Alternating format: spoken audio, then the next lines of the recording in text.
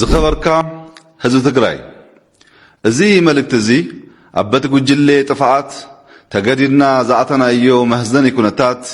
ኮይነ ከህልፍ ከቢድ ጓሂ ይስማዓኒ። ሰላም ፍትዋትን ኩራትን ናይ ሰመረ ሸው ተኸታተልትና ለውን هم ተልተመደ አው ዝህሉ ኩነታት ለትኩራ ሓድሽ ዲናታ ሽተም ቀረን ይኹ ንሻ ሓድሽተም ኩለኩም ላይክ ሼር ሰብስክራይብ ጋር ይተጻ ቪዲዮ ምን ታላ ኩሉ ሰክ ባጽሕ ላይክ ጋር ጀምሮ ሽባርከ ፍትዋትን ኩራትን ተኸታተልትና እስቲ ህመተው ኮነና አው ዝለው ምዕለት دكتور أبي حمد بزعه واحد من سيتقرأ له صح دش بيدنا قد مقدم على ذا بديرين المرس زخبرك هزو تقرأي زي ملك تزي أبت جلة طفعات تقدرنا زعتنا أيو مهزن كنتات كوينا كهلف كبيت قواحي يسمعني من قستي نهاجرنان هزبنان نابزل على برخ سلام بالسجنان سرات فتهن كبسه رئيس نيقو مدب حنسيسو بعبي نحري أم مسرح أبزركولو زيوان اتي نزحلف عمتات أم ماقر هزبنا تشتش زبل زنبرة هاي لطفعات بالتدقاقامي قوزونا كنكف الناس أنيهو هزي ناب نايموداتا أبسيهو اللو أب وشت هوات زلو تلامن جواين هايلي دحري لوتي أبزلو وكلتا متاتن فرعان بزتفلالي من قدي سلامنان لمعتنان كنكف كم زيصنها يفلت زي حيل زي بقدام النت ناخا حزب تግራይ ካብ حوقا حزب ኢትዮጵያ ነጽሉ ተቋዳሲ ሰላምን ብልጽግናን ኸይትኸውን ገይሩካ ጸኒውሎ በኻላይ ደረጃ ድማ በቃልዎት ህዝብታት ኢትዮጵያ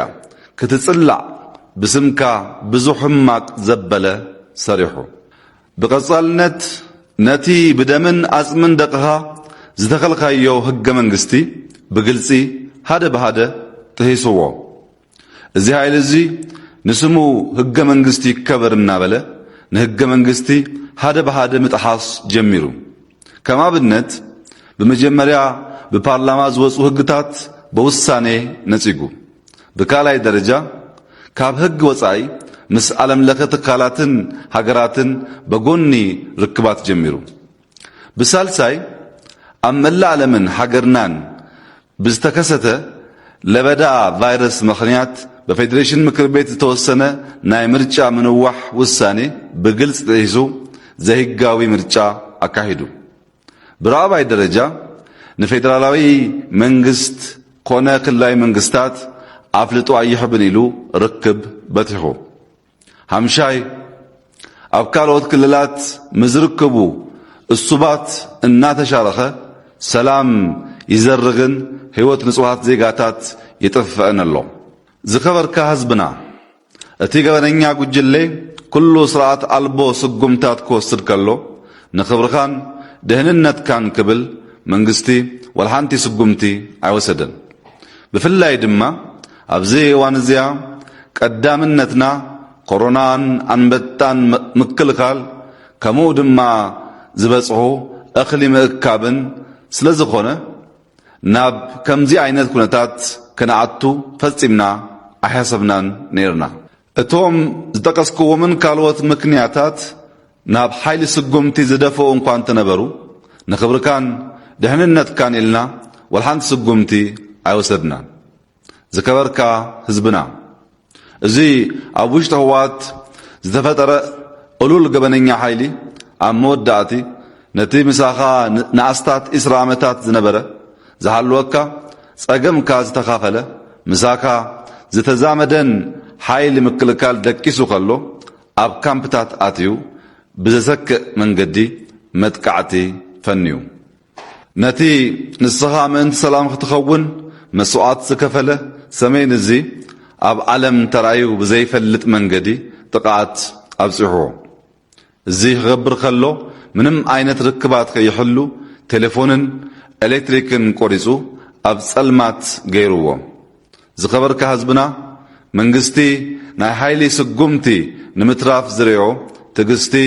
بزي ارمني حيلي زي فشللو سلازكونا دما منغستي تغديدو ناب مخبار حقي اتيولو زخبر كا حزب تግራይ እቲ አካል ናይ مخبار حقي زخونه ናይ ሓይሊ ስጎምቲ ምስ ሙሉእ መዋቅር ህወሓት ኣይኮነን ከምኡውን ምስ ሓይልታት ጸጥታ ትግራይ ኣይኮነን የግዳስ ምስቲ ዘራግን ደመኛን ሓይሊ ጥራይ እዩ እዚ ሓይሊ እዚ ኣብ ውሽጢ ህዝብን ህወሓትን ተሃብዩ ንኣኻን ንመላእ ህዝቢ ኢትዮጵያ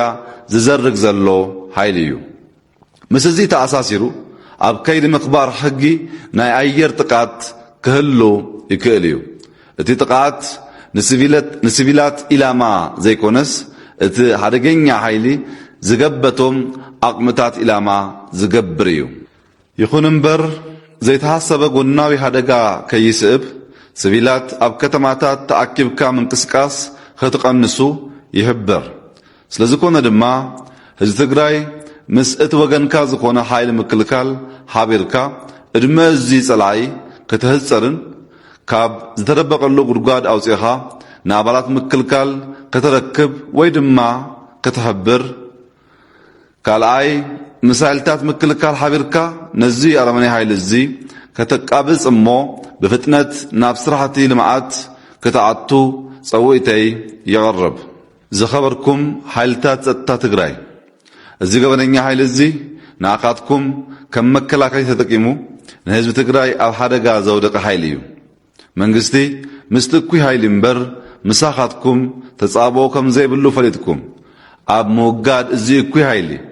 ክትነጥፉ ፀውኢተይ ይቐርብ ስለዝኮነ ድማ ናብ ጎረባብቲ ክልላት ወይ ድማ ናብ ቀረባኩም ዘለዎ ሓይልታት ምክልካል ኢድኩም ክትህቡ ንኣባላት እዚ እኩይ ገበነኛ ሓይሊ ክትወግኡ ኣባላትን መርሂነትን እዚ እኩይ ሓይሊ ከይሓድሙ መንገድታት ክታጽኡ እጽውዕ ዝኸበርኩም መናእሰይ ትግራይ ሃገርና ገጥምዋ ዘሎ ሓደጋ ኣብ ታሪክ ሪኣቶ ዘይትፈልጥን ዝገርምን እዩ ኣቦታትኩም ዝሃነጽዎ ሃገር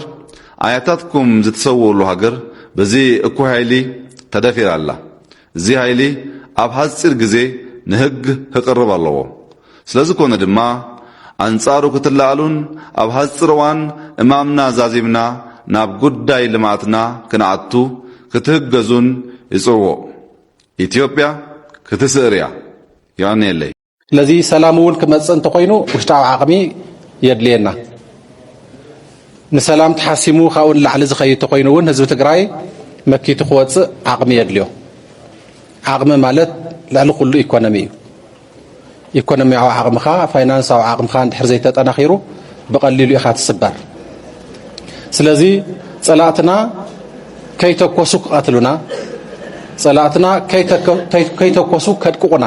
ከድክሙና ዓሊሞም ይሰርሑ ስለ ዘለው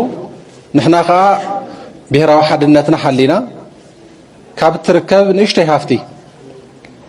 ናብ ሓደ ማእኸል ብግብሪ መልክዕ ኣተኣኻኺብና ሕውየትን በቲ ሓደ ገጽ ሕውየትና እንዳግመ ህንፀትናን ክንረጋገጽ በቲ ካልእ ገጽ ከዓ ብሄራዊ ምኸተና ዓንዲ ረኺቡ ሕቆ ረኺቡ ከም ዘይንቁርጠም ንምርግጋጽ ዘኽእለና ዓቕሚ ክንረክብ ሓቢርካ ምስራሕ የድሊ ሎሚ ግብሪ ይኮነን ክበሃል ዘለዎ ሎሚ ደም ህዝቢ ትግራይ እዩ ሎሚ ዝኽፈል ግብሪ